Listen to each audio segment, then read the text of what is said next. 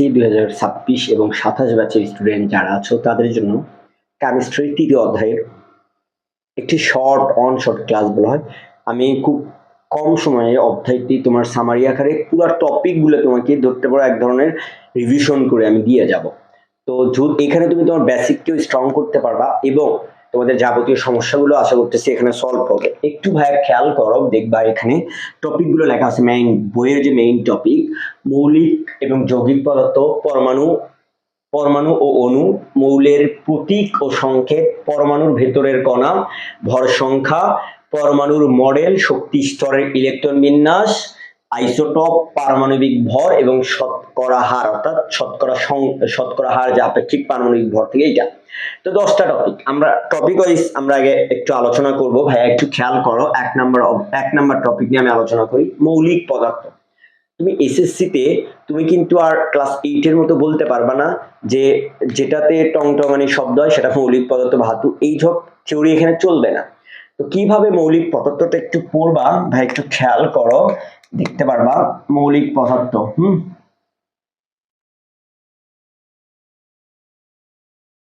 মৌলিক পদার্থ অর্থাৎ যে সকল পদার্থকে ভাঙলে ওই পদার্থ ছাড়া অন্য কোনো পদার্থ পাওয়া যায় না তাকে মৌলিক পদার্থ বলা হয়। ঠিক আছে, তো আমি যদি সোনাকে ভাঙি ভাইয়া, সোনাকে যদি ভাঙি আমরা কিন্তু সোনাই পাবো। ঠিক আছে, তাহলে সোনাকে ভাঙলে আমরা যেহেতু সোনাই পাচ্ছি, তাহলে সোনা এক ধরনের মৌলিক পদার্থ। আবার যদি কার্বনকে ভাঙবো তুমি কার্বনই পাবা, তার কার্বনও এক ধরনের মৌলিক পদার্থ। তাহলে আমরা কি বুঝলাম, যে পর্যায় সারণীতে যে 118টি মৌল আছে সে 118টি মৌলে আসলে মৌলিক পদার্থ। ওই 118টি কি মৌলকে ভাঙলেই তুমি ওই মৌলেই পাবা, অন্য কোনো মৌল পাবা না। আচ্ছা, তো এখানে আরেকটা জিনিস নোট করে রাখবা, মানব শরীরে 26টি পাওয়া যায়, এবং প্রকৃতিতে কতটি পাওয়া যায় এবং গবেষণাগারে কয়টি আবিষ্কার করা হয়, এগুলো তোমার বই থেকে একটু ইনফরমেশন দেখে নিবা। ভাই এখন চলে আসো তুমি যৌগিক পদার্থ। কিসে চলে আসো? যৌগিক পদার্থ। আসলে যৌগিক পদার্থটাকে একটু খেয়াল করো, মৌলিক পদার্থের বিপরীত। এই মৌলিক পদার্থকে ভাঙলে তুমি শুধুমাত্র মৌলিক পদার্থই পাইছো, অর্থাৎ কার্বনকে ভাঙলে তুমি কার্বনই পাইছো। এইখানে কিন্তু তুমি যৌগিক পদার্থকে একটিকে ভাঙলে তুমি সে যদি চিন্তা করো পানিকে ভাঙবা, পানিকে ভাঙলে কিন্তু তুমি হাইড্রোজেন এবং অক্সিজেন পাবা। তাহলে যে সকল পদার্থকে ভাঙলে ওই পদার্থ ছাড়া অন্য কোনো পদার্থ পাওয়া যায় তাকে কি বলবো আমরা, বলতো যৌগিক পদার্থ বলবো। তাহলে তোমার তার কার্বন ডাই অক্সাইডকে ভাঙলেও কিন্তু আমরা কার্বন এবং অক্সিজেন পাবো। এখন তোমার পরীক্ষায় আসতে পারে যে এই অনুপাত বের করো, এই দুইটার অনুপাত। তাহলে দেখো অক্সিজেন কার্বন হাইড্রোজেন করা ছিল 2টা, অক্সিজেন 1টা, তাহলে 2:1। পানির অণুর অনুপাত কত? 2:1। কার্বন ডাই অক্সাইড কার্বন কয়টা ছিল? 1টা, অক্সিজেন কয়টা ছিল? 2টা, তাহলে কার্বন ডাই অক্সাইডের অনুপাত 2:1। তো ভাইয়া এই জিনিসটা একটু খেয়াল করবা। তো আমার মনে হচ্ছে তোমাদের মৌলিক এবং যৌগিক পদার্থ ক্লিয়ার হয়ে গেছে। আচ্ছা, তার পরবর্তীতে টপিকে আসি পরমাণু এবং অণু। যেটা একক সেটা পরমাণু, অর্থাৎ এই যে কার্বন এটা পরমাণু। ঠিক আছে, আবার তুমি যদি চিন্তা করো হাইড্রোজেন এটাও একটা পরমাণু, আবার যদি চিন্তা করো অক্সিজেন এটাও একটা পরমাণু। এখন এই কার্বন ডাই অক্সাইড এটা কি অণু, এই হাইড্রোজেন গ্যাস এটা অণু, অক্সিজেন গ্যাস এটা অণু। অর্থাৎ একটি পরমাণু হলে সেটা পরমাণু, আর দুইটি পরমাণু বা দুইটি মৌল নিয়ে গঠিত, একের অধিক নিয়ে গঠিত তাকে আমরা বলবো অণু। ঠিক আছে, তাহলে তোমাদের আমার মনে হচ্ছে তোমাদের এই জিনিসটাও কিন্তু ভাইয়া ক্লিয়ার। ঠিক আছে, একটু খেয়াল করছো, তাহলে তোমার পরমাণু ও অণু কিন্তু ক্লিয়ার। এখন কথায় আসি, সেটা হচ্ছে মৌলের প্রতীক। এই যে হাইড্রোজেনের প্রতীক তুমি যদি চিন্তা করো, কার্বনের প্রতীক কিন্তু সি। সে যদি তুমি চিন্তা করো সোডিয়াম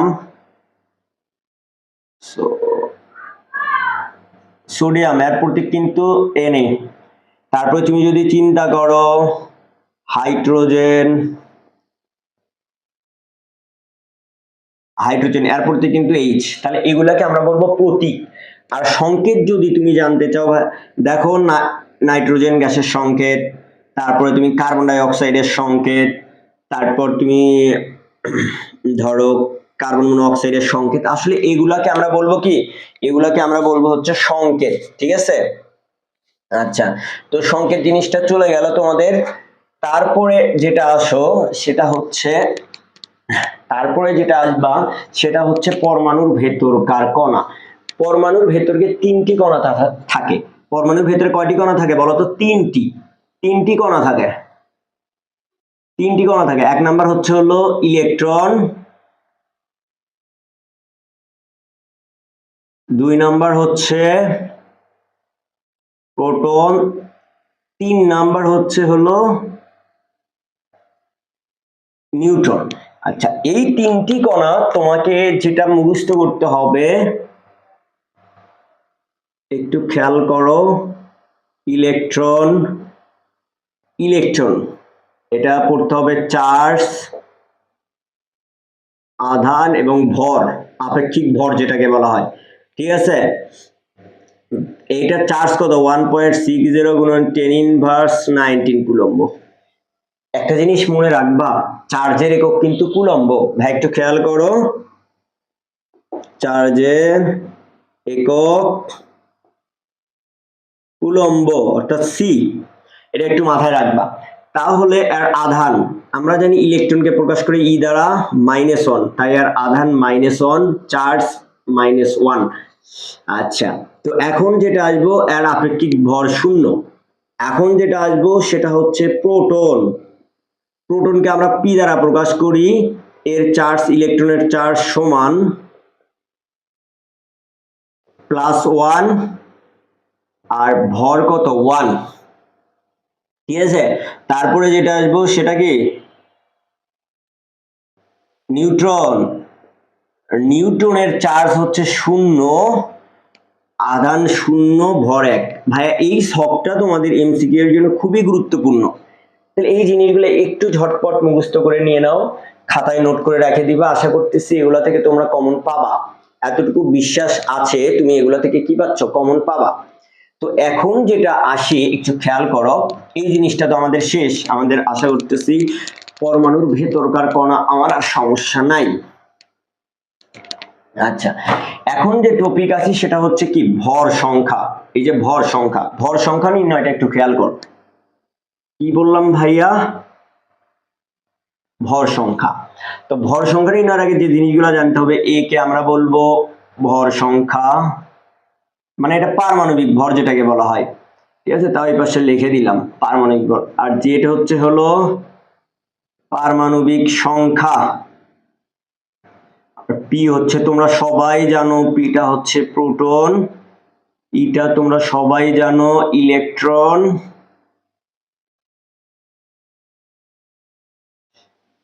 এনটা তোমরা সবাই জানো নিউট্রন, এগুলো তো জানোই, নিউট্রন। আচ্ছা, এখন তোমাকে যে জিনিসটা জানতে হবে ভাইয়া, প্রতিটা সংজ্ঞা জানতে হবে। সংজ্ঞাটা একটু তোমরা পড়ে নিবা।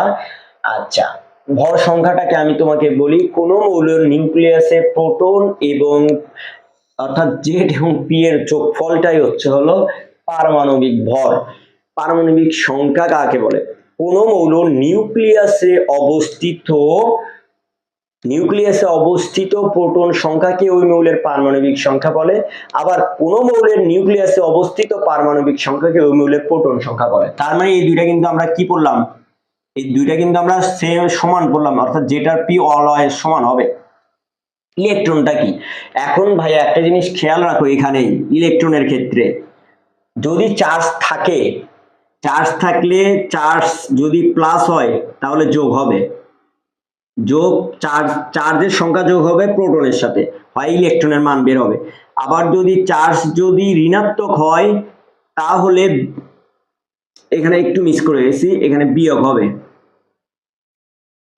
বিয়োগ কার সাথে হবে? প্রোটনের সাথে। আর মাইনাস চার্জ হলে যোগ হবে প্রোটনের সাথে, যোগ হয়ে আমরা ইলেকট্রন সংখ্যা নির্ণয় করব। আর নিউটন সংখ্যা নির্ণয়ের ফর্মুলা হচ্ছে a-z। আচ্ছা, তো এখন আমাদের বইয়ে যেটা আছে ভাই একটু খেয়াল করো, সোডিয়ামের ভর সংখ্যা কত? 23, পারমাণবিক সংখ্যা 11। তাহলে তোমাকে এখান থেকে বলবে প্রোটন, ইলেকট্রন এবং নিউটন সংখ্যা বের করো। তুমি তো জানো এ কত 23, জেড কত 11। এখন ওইদিকে তাকাও, বলছিলাম জেড আর পি সবসময় সমান হবে, তার মানে পি কত হবে বলো তো? পি হবে 11। এখন ইলেকট্রন চার্জ না থাকলে কোনো মৌলের চার্জ না থাকলে ওই মৌলের প্রোটন সংখ্যাই হবে তার ইলেকট্রন সংখ্যা। তাহলে চার্জ নাই যেহেতু, তার মানে 11। নিউট্রন, তাহলে নিউট্রন কত হবে তোমার বলো তো? নিউটন এ মাইনাস জেড, তাহলে কত হবে? 23 মাইনাস 11 হলো 12। আশা করি তোমরা বুঝতে পারছো। এখন যদি আমি একটু খেয়াল করি, এখানে সোডিয়ামের চার্জ দিই তাহলে কি হবে? আমি বলছিলাম চার্জ থাকলে বিয়োগ হবে প্রোটন সংখ্যার সাথে, তাহলে জাস্ট এইটুকু, প্রোটন সংখ্যাই তো ইলেকট্রন সংখ্যা। এই যে এখানে যেটা বার করলা বা এরই সাথে যোগ বিয়োগ দাও, প্লাস কয়টা আছে? একটা আছে, জন্য একটা বিয়োগ দাও। এই যে 10 হচ্ছে হলো এই মৌলের ইলেকট্রন সংখ্যা। ভাই একটু যদি খেয়াল করো দেখবা অক্সিজেনের ক্ষেত্রে, একটু খেয়াল করো, অক্সিজেন 2 16 8। আমরা তো জানি এ কত হবে 16, জেড কত হবে 8। এখন পি কত হবে? জেড আর পি সবসময় সমান ইলেকট্রন। এই ই কত হবে?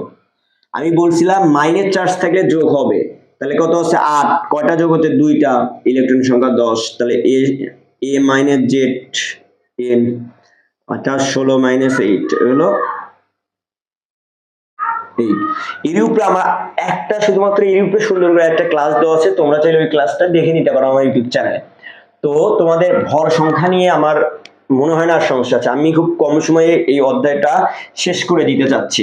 তো ভাই একটু খেয়াল করো, বুঝতে পারবা।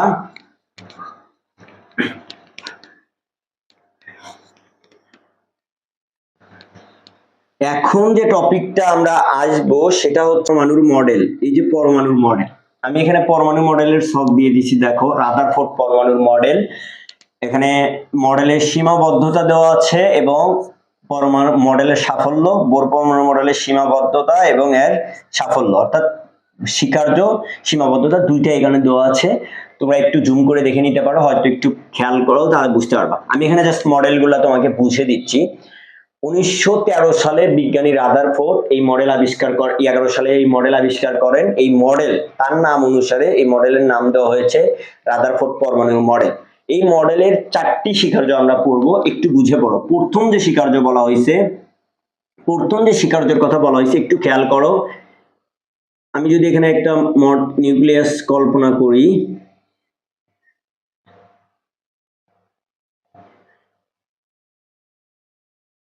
আচ্ছা দেখো, একটি পরমাণুর কেন্দ্র, বলছি একটি পরমাণুর কেন্দ্র আছে যার নাম রাদারফোর্ড আবিষ্কার করছে। একটি পরমাণুর কেন্দ্র আছে যার নাম দিয়েছে নিউক্লিয়াস।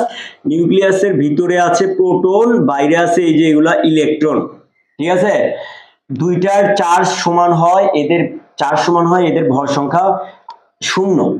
দ্বিতীয়টা 2 নাম্বার শর্ততে আসি, নিউক্লিয়াস অনেক ক্ষুদ্র। দেখো তো নিউক্লিয়াস পরমাণুর তুলনায় নিউক্লিয়াস কি অনেক ক্ষুদ্র না? এটা যদি পুরো একটা পরমাণু কল্পনা করি, নিউক্লিয়াস অতি ক্ষুদ্র, বেশিরভাগ জায়গা কি ফাঁকা না?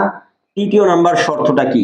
সৌরজগৎকে গ্রহ করে, যেমন সৌরজগৎকে গ্রহ কেন্দ্র করে যে গ্রহগুলো ঘুরতেছে, ঠিক রাদারফোর্ড পরমাণু মডেলে এই নিউক্লিয়াসকে কেন্দ্র করে ইলেকট্রন প্রোটন গুলো ঘুরতে থাকে, ঠিক আছে। এই যে ঋণাত্মক চার্জ বাই ইলেকট্রন, ধনাত্মক চার্জ বাই নিউক্লিয়াসকে আকর্ষণ করে, এই আকর্ষণ বলটাকে আমরা বলবো কেন্দ্রমুখী আকর্ষণ বল। বিজ্ঞানী রাদারফোর্ডের নাম অনুসারে এই মডেলের নাম দেওয়া আছে solar system model, Rutherford model, পরমাণুর মডেল এবং সৌর মডেল। তো তোমাদের আমি মনে করতেছি সাফল্য নিয়ে রাদারফোর্ড মডেলের আর সমস্যা হবে না। জাস্ট এই কয়টা টপিক যদি অন্ধভাবে যেরকম তুমি মুখস্থ করে নাও তাহলেই হবে। দ্বিতীয় নাম্বারটার কথা একটু আসো, খেয়াল করো, সীমাবদ্ধতা।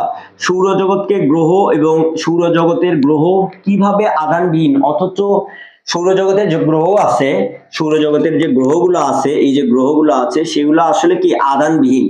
আর রাদারফোর্ড পরমাণুর মডেল যে ইলেকট্রন গুলো আছে, প্রোটন গুলো আছে, এগুলা আধানযুক্ত, অর্থাৎ এই গ্রহের সাথে তুলনা করা সঠিক হয়নি। 2 নাম্বারটা ম্যাক্সওয়েলের তথ্য অনুসারে চার্জ অনুসারে চার্জযুক্ত কণা বৃত্তাকার পথে ঘুরলে চার্জ কমতে থাকবে, অর্থাৎ এই যে নিউক্লিয়াস গুলো ঘুরবে, ঘুরতে ঘুরতে চার্জ কমতে থাকবে, এই সম্পর্কে সঠিক কোনো ব্যাখ্যা রাদারফোর্ড পরমাণুর মডেল দিতে পারে নাই। 3 নাম্বারটাতে আসো পরমাণুর বর্ণালী সম্পর্কে, অর্থাৎ এই যে এক শক্তি স্তর থেকে আরেক শক্তি স্তরে যাবে, এখানে বর্ণালীর সৃষ্টি হবে, সেইটার ব্যাখ্যা রাদারফোর্ড পরমাণুর মডেল সঠিকভাবে দিতে পারেনি। তারপরে আবর্তনশীল ইলেকট্রন কক্ষপথের আকার, এই যে প্রতিটা কক্ষপথের আকার, এগুলো কক্ষপথের আকার n সমান 1 n সমান 2, এই যে প্রতিটা কক্ষপথের আকার আকৃতির ধারণা এই মডেল দিতে পারে নাই। রাদারফোর্ড পরমাণুর মডেল শুধুমাত্র একটি ইলেকট্রনের কথা বলছে, কিন্তু একাধিক ইলেকট্রনও এই কক্ষপথগুলোতে বিরাজমান থাকতে পারে, সেটার ব্যাখ্যা রাদারফোর্ড পরমাণুর মডেল দিতে পারে নাই। তারপর এখন আসো তোমরা যেটা আসবা বোর পরমাণুর মডেলের সাফল্য এবং স্বীকার্যগুলা। তো এখন যেটা আসো শক্তি স্তর সম্পর্কিত, ইলেকট্রনগুলা নিউক্লিয়াসের চারপাশে বৃত্তাকার স্তরে ঘুরবে, অর্থাৎ কি আমরা পড়ছিলাম না ইলেকট্রনগুলা এইভাবে এইভাবে এইভাবে এইভাবে বৃত্তাকার পথে প্রদক্ষিণ করবে, থাকা অবস্থায় শক্তির বিকরণ করে না বোর পরমাণুর মডেলে। কক্ষপথের পরিবর্তনকালে শক্তির শোষণ ও বিকরণ, অর্থাৎ এক কক্ষপথ থেকে আরেক কক্ষপথে, অর্থাৎ একক শক্তি স্তর থেকে আরেক শক্তি স্তরে যাওয়ার সময় শক্তির যে গমন, অর্থাৎ শক্তির যে পরিমাণ, শোষণ এবং বিকরণ, তার পার্থক্য সমান। তৃতীয় নাম্বার, এটা কিন্তু সাফল্যের কথা বলতেছি, তৃতীয় নাম্বারটা কৌণিক ভরবেগ, অর্থাৎ mvr সমান nh/2π, এইটার কোয়ান্টাম মান কৌণিক ভরবেগ নির্দিষ্ট করে বলা হয়েছে, ঠিক আছে।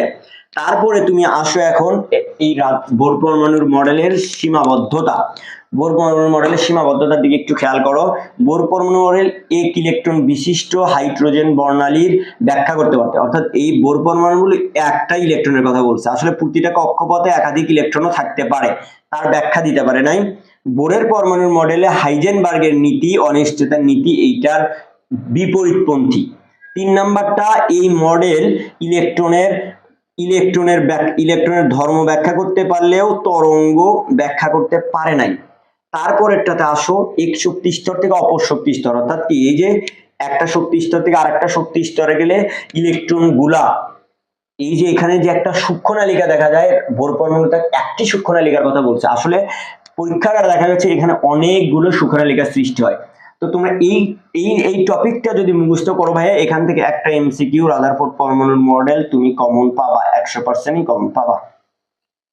শক্তি স্তরের ইলেকট্রন বিন্যাস, শক্তি স্তরের ইলেকট্রন বিন্যাসটা আসলে কি ভাইয়া একটু খেয়াল করো, দেখবা প্রথম শক্তি স্তর, দ্বিতীয় শক্তি স্তর, তৃতীয় শক্তি স্তর, এই যে চতুর্থ শক্তি স্তর। আমরা প্রথম শক্তি স্তর অর্থাৎ n সমান যদি, এখন দেখো n এর মান যদি 1 হয়, n সমান 2 ধরো, n সমান 3, আর এটা n সমান কত 4, অর্থাৎ n এর মান 1 হইলে সেটা k শক্তি স্তর, n এর মান 2 হইলে সেটা l শক্তি স্তর, n এর মান 3 হইলে সেটা m শক্তি স্তর, n এর মান 4 হইলে সেটা তোমার l শক্তি স্তর। তাহলে n শক্তি স্তর, KLMN, এটা হলো শক্তি স্তর। প্রথম শক্তি স্তর, দ্বিতীয় শক্তি স্তর, তৃতীয় শক্তি স্তর, চতুর্থ শক্তি স্তর, পঞ্চম শক্তি স্তর। এখন কোন শক্তি স্তরে কয়টি ইলেকট্রন ধরবে? সর্বোচ্চ ইলেকট্রন ধারণ ক্ষমতার শক্তি হলো 2n² সূত্র। তাহলে তুমি যদি n এর মান 1 ধরো, তাহলে তোমার 2n² ফর্মুলাতে বসে দিলে 2 × 1², তাহলে 2, দুইটা ইলেকট্রন। শক্তি স্তরের নাম কি বলতো? K, অর্থাৎ K শক্তি স্তরে, এই যে K শক্তি স্তরে দুইটা ইলেকট্রন সর্বোচ্চ ধরতে পারবে, একটাও ধরতে পারবে, সর্বোচ্চ দুইটা ধরতে পারবে। n এর মান যদি তোমার 2 ধরো, তাহলে 2n² সূত্র বসাও, তাহলে 2 × 2², তাহলে কত 8, তাহলে এটা কোন শক্তি স্তর বলতো? L শক্তি স্তর। তাহলে L শক্তি স্তরে ইলেকট্রন ধরবে কয়টা? 8টা, সর্বোচ্চ 8টা, 8টার কমও ধরতে পারে, ঠিক আছে। n সমান 3 যদি হয়, 2n², তাহলে 2 × 3 উপরে স্কয়ার বসাও, তাহলে 18। এটা কি শক্তি স্তর বলতো? এটা তোমার m শক্তি স্তর। তারপরে n সমান 4 যদি হয়, 2n² বসাও, তাহলে 2 × 4², 32। এটা কি n শক্তি স্তর। অর্থাৎ কে শক্তি স্তরে ইলেকট্রন ধরবে 2টা, এল শক্তি স্তরে ইলেকট্রন ধরবে 8টা, এম শক্তি স্তরে ইলেকট্রন ধরবে 18টা, এন শক্তি স্তরে ইলেকট্রন ধরবে 32টা। অর্থাৎ এর কমও ধরতে পারে, এর কম ধরবে কিন্তু বেশি না, এগুলার কম ধরবে কিন্তু বেশি না। আচ্ছা, তো আমরা এই ফর্মুলা থেকে কি পাইলাম? এখানে ইলেকট্রন ধরছে 2টা, এখানে 8টা, এখানে 18টা, এখানে 32টা। আচ্ছা, এটা যদি হয় এটার দ্বারা কিন্তু তুমি ইলেকট্রন বিন্যাস করতে পারতেছো, এটার দ্বারা কিন্তু তুমি ইলেকট্রন বিন্যাস সুন্দর মতো করতে পারতেছো। আমি 2টা ইলেকট্রন বিন্যাস এখানে দেখাবো, একটু দেখো, একটু খেয়াল করো, তাহলে বুঝতে পারবা। তাহলে তুমি যদি এখানে সোডিয়াম কল্পনা করো, সোডিয়ামের পারমাণবিক সংখ্যা তো 11, 2 8, আমি বলছি কি দেখো 2 8 বসায় দিচ্ছি। এখন তৃতীয় শক্তি স্তরে তুমি ভাইয়া কয়টা বসাইতে পারো? 18টা আছে। তুমি 18টার কম বসাইতে পারো কিন্তু বেশি বসাইতে পারো না। তার মানে আমার হাতে ইলেকট্রন আছে একটা, তাই আমি 1 বসাইলাম, অর্থাৎ 2 8 1। এটা হলো সোডিয়ামের ইলেকট্রন বিন্যাস। এটাকে আমরা বলবো কে শক্তি স্তর, এটাকে বলবো আমরা এল শক্তি স্তর, এটাকে বলবো আমরা এম শক্তি স্তর। ঠিক আছে, এই জিনিসটা একটু মাথায় রাখো, ধারাবাহিকভাবে এভাবে চলতেই থাকবে। তুমি যদি এন এর মান 5 বসাও তাও হবে, এন এর মান 5 বসাতে পারো। হ্যাঁ, আচ্ছা, তো এইভাবে তুমি ইলেকট্রন বিন্যাস করতে পারো। আবার যদি চিন্তা করো তুমি ক্লোরিন, ক্লোরিনের পারমাণবিক সংখ্যা কত? 17, তাহলে 2 8, তারপরে কত বলো তো? 10, আর ইলেকট্রন আছে কয়টা? 7টা বসাইলাম, 17। আবার তুমি যদি চিন্তা করো জিঙ্ক কত? 30, ইলেকট্রন বিন্যাস করো 2 8, তারপরে কয়টা দেখো তো? 10টা হয়েছে। আমার হাতে তৃতীয় শক্তি 18টা বসাইতে পারবো আমি এখন, যেহেতু হাতে ইলেকট্রন আছে 18টা, তাহলে 28টা। চতুর্থ শক্তি স্তর আমার চলে আসবে, 2টা ইলেকট্রন বসবে। হ্যাঁ, এটাকে তুমি ভাঙ্গেও লিখতে পারো এইভাবে 2 8 8 2, এটাকে ভাঙ্গেও লেখা যায়। ঠিক আছে, আচ্ছা, তো এটাকে আমরা বলবো কি সেল? কে সেল। এটাকে বলবো আমরা এল সেল, এটাকে বলবো আমরা এম সেল, এটাকে বলবো আমরা এন সেল। এইভাবে আমরা ইলেকট্রন বিন্যাস করতে পারবো। এটাতে আমরা কিন্তু ছক আকারেও করতে পারবো ভাইয়া। দেখো সোডিয়ামের কথা যদি চিন্তা করি, সোডিয়ামের নিউক্লিয়াস, সোডিয়ামের কয়টা ইলেকট্রন ধরবে? প্রথম কক্ষপথে 2টা, দ্বিতীয় কক্ষপথে কয়টা? 8টা। এটা তাহলে দ্বিতীয়তে 8টা বসে দাও, গোল চিহ্নগুলো আসলে ইলেকট্রন। তৃতীয় শক্তি স্তরে কয়টা বসবে বলো তো? এই যে আছে একটা। এটা যদি সোডিয়াম ব্যতীত ক্লোরিন হতো তাহলে তৃতীয় কক্ষপথে কয়টা হইতো? 7টা হইতো। ঠিক আছে, এই যে তৃতীয় কক্ষপথে 7টা হইতো। এইভাবে তৃতীয় কক্ষপথ 18টা পূরণ হইলেই আবার চতুর্থ কক্ষপথে চলে যাবে। এভাবে ধারাবাহিকভাবে ইলেকট্রন বিন্যাসগুলো আমরা করতে পারবো। ঠিক আছে, আচ্ছা, তো এখানে 2টা ইলেকট্রন বিন্যাস আমি তোমার